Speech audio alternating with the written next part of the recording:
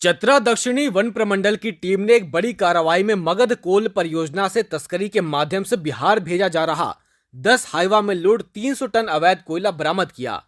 दक्षिणी वन प्रमंडल चतरा के डीएफओ मुकेश कुमार के नेतृत्व में वन विभाग की टीम ने कोयला तस्करों के खिलाफ एक बड़ी कार्रवाई की है।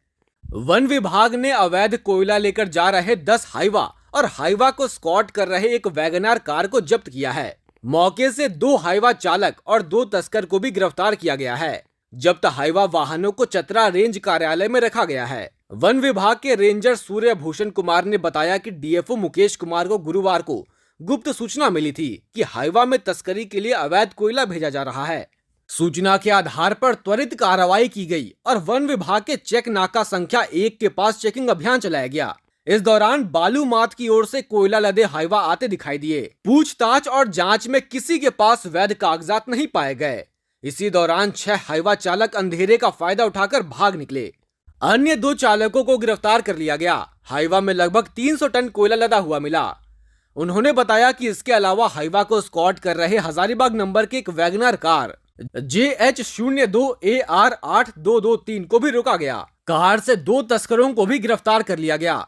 गिरफ्तार तस्करों में बालूमाथ का पंकज साव, हजारीबाग जिले के केरेडारी निवासी कलाम अंसारी और अमन कुमार, लोहरदगा जिले के कुड्डू निवासी अनुज कुमार शामिल हैं। से कोयला लाद करके बगरा की ओर 10 से 15 गाड़ी जा रहा है।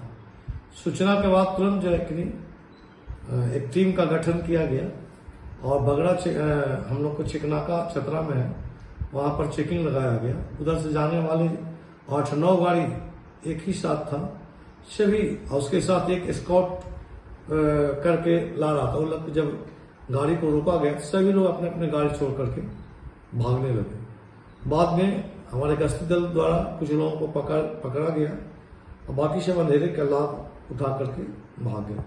इसी बीच सभी से कागज देखा गया, किसी में कोई वन विभाग का या कोयला संबंधी जो परिवहन होता है उसका कोई कागजात नहीं था। आपको बताते चलें कि लगभग 6 माह से मगध कोल परियोजना के चमातू से बालूमाथ बरियातू के रास्ते रात के अंधेरे में अनवरत कोयले का काला खेल चल रहा है।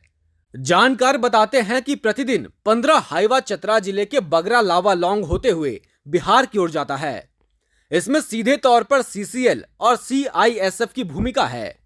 जानकार ये भी बताते हैं कि तस्करों द्वारा लोडर के द्वारा खदान से सीधे कोयले की निकासी होती है और इस पूरे प्रकरण में लातेहार जिले के पुलिस कर्मियों की भूमिका भी काफी संदिग्ध है।